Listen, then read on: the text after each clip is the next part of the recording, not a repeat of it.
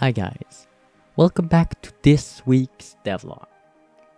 This week I made a big part of the enemy AI. I started by recycling some of my old enemy's pathfinding code and adapting it to my new enemy. And that's basically it. And I will see you guys next week. You really thought, didn't you? It was actually more work than I would have liked it to. It would have been way easier if all I had to do was use the old code from my enemy. I had to redesign all the way I was handling my map and collision system and much more. But before I can explain how the enemy AI works, I need to explain a bit on how my map works. Each map has 3 layers. Each layer has multiple sub-layers. Ground, above ground, high ground, and above high ground. Ground is basically the ground.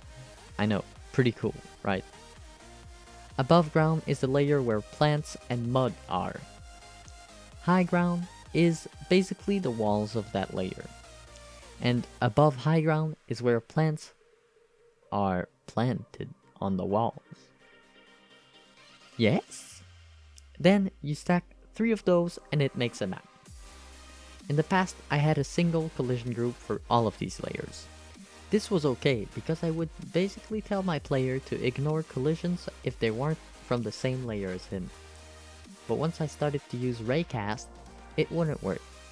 You see, in the case of the player, I could do this because I was the one creating the script to handle collisions. But with the raycast function, it's different. I can't tell it to ignore certain tiles because they aren't on the same layer as him.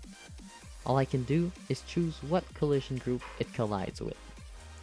This would result in the enemy being blind in most cases. To fix this, all I had to do was separate my map collision group in 3 different collision groups, 1 for each layer. This way, the raycast wouldn't be intercepted by layers below or above. Looks simple, but it really isn't. I then fixed a small bug that would make it so the enemy would walk over walls. Totally didn't take me hours to fix. Then I did a basic condition. If enemy has line of sight of the player and is within 80 units of the player, shoot. After a quick fix, it now works normally.